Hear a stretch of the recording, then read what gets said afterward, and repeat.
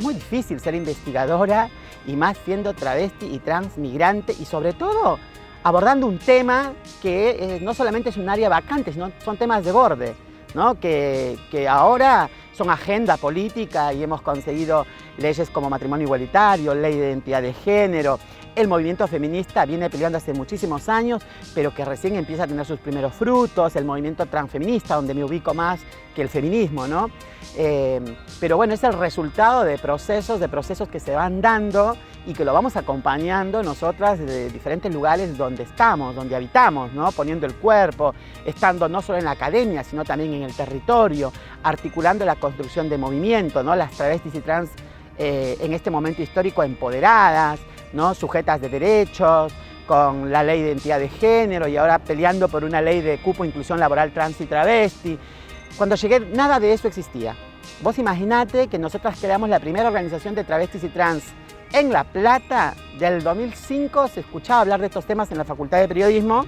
Hoy todas hablan de género, diversidad, hay proyectos de investigación, hay cátedras. Genial, me parece maravilloso. Pero yo llegué a un momento donde eso no existía, al menos en términos de organización social y política y también de discusión en la academia, porque te vuelvo a repetir, eran temas bordes. He caminado muchísimos años sola, muy sola en el sentido de empezar primero a pensar una desde su propia subjetividad. Bueno, ¿por qué nos pasa esto, no? Digo, lo que me pasa a mí, me pongo a conversar con 20, 30, 40, 100 travestis, por ejemplo, o trans, que fueron mis entrevistadas en mi tesis doctoral, y las prácticas de discriminación son las mismas, ¿no? Es parte de un sistema. Entonces, cuando nos empezamos a dar cuenta de que el único responsable de la violación a nuestros derechos humanos es el Estado, y sabemos que el interlocutor válido es el Estado, y que sabemos que eso nosotros lo podemos transformar, por un lado, organizándonos, y por otro lado, haciendo política. La política como una herramienta transformadora en este caso, ¿no?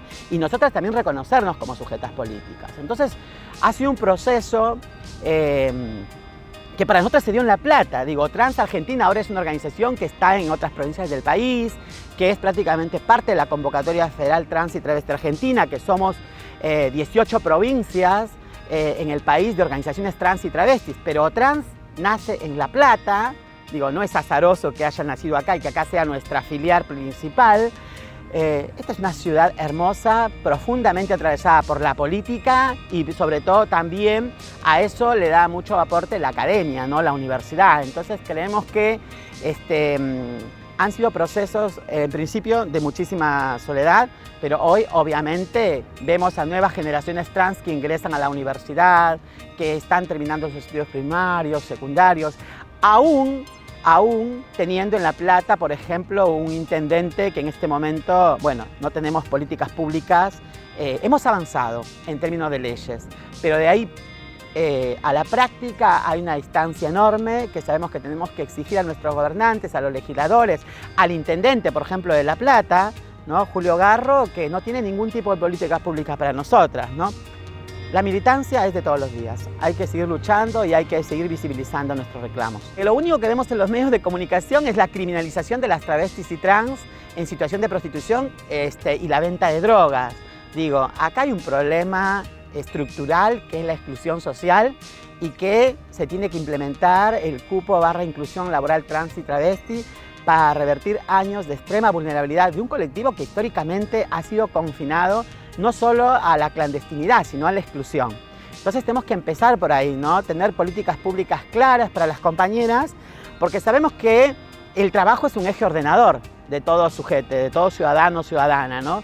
Y creemos también que si las compañeras travestis y trans pueden acceder a un trabajo en condiciones formales, bueno, podemos ir revirtiendo también la prostitución pensada como un destino también para nuestro colectivo. A mí me ayudó muchísimo la universidad. La Facultad de Periodismo es como fue mi segunda casa, es mi segunda casa, yo sigo siendo docente ahí, doy clases en la Cátedra de Comunicación y Derechos Humanos, tengo muchísimo contacto con estudiantes siempre,